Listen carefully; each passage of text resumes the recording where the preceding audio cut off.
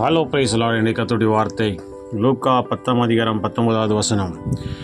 இதோ சத்துருவினுடைய சகல வல்லமையையும் மேற்கொள்ளவும் உங்களுக்கு அதிகாரம் கொடுக்கிறேன், ஒன்றும் உங்களை சேதப்படுத்த மாட்டாது. பிரியமானவர்களே, நமக்கு வெளியில் இருக்கிற பிசாசின் வல்லமையை காட்டிலும் சத்துருவின் வல்லமையை காட்டிலும் நம்மோடு இருக்கிறவர் பெரியவராக இருக்கிறார். அவர் சர்வ வல்லமையுள்ள தேவனாக இருக்கிறார்.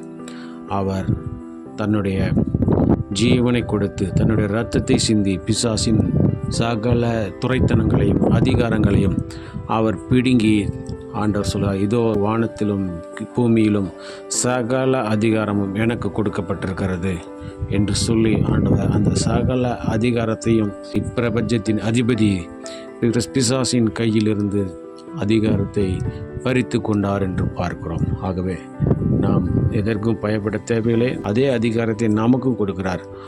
நான் உங்களுக்கு அந்த அதிகாரத்தை தருகிறேன். எந்த துரைத்தனமும் எந்த அதிகாரமும் சத்துருவின் வல்லமையை உங்களை மேற்கொள்ள மாட்டாது என்று சொல்லி ஆண்டவர் நமக்கு உற்சாகப்படுத்துகிறார், தைரியப்படுத்துகிறார். ஒன்றும் உங்களை சேதப்படுத்தாது என்று சொல்லியிருக்கிறார்.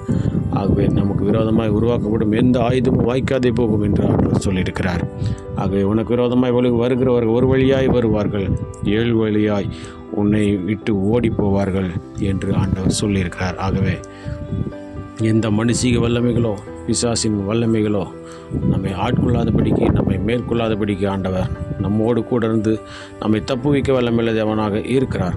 விசுவாசிப்போம், பிரார்த்தனை செய்வோம். எங்கள் அன்பெண்சுக்குத்தான பரலோகத்தின் தந்தையே, ஆசீர்வதிக்கப்பட்டதான் இந்த நாளில் நீர் கொடுத்த நம்முடைய வார்த்தைக்காக நன்றி செலுத்துகிறோம். சகல அதிகாரங்களை எங்களுக்கு கொடுத்திருக்கிறபடியால் நன்றி செலுத்துகிறோம். மேலும் அந்த அதிகாரத்தை நாங்கள் பயன்படுத்தி எல்லா துரைத்தனங்களையும் சத்ருவினுடைய சகல வல்லமைகளையும் மேற்கொள்ள எங்களுக்கு கிருபை வரங்களை தந்து நாமத்தை மேம்படுத்துங்க. இந்த நாளில் நாங்கள் செய்கிற வேலைகள், தொழில்கள், படிப்புகள், ஊழியங்கள் எல்லாவற்றிலும் நம்முடைய கரம் கூர்ந்து பெரிய கருத்து செய்து நாமத்தை மையப்படுத்த வேண்டுமாய் எங்களுக்கு ஆகப்பட்டு இயேசுவின் நாமத்தின் மூலமாக கேட்டுக்கொள்கிறேன். எங்கள் ஜீவனுள்ள நல்ல பிதாவே, ஆமேன், ஆமேன்.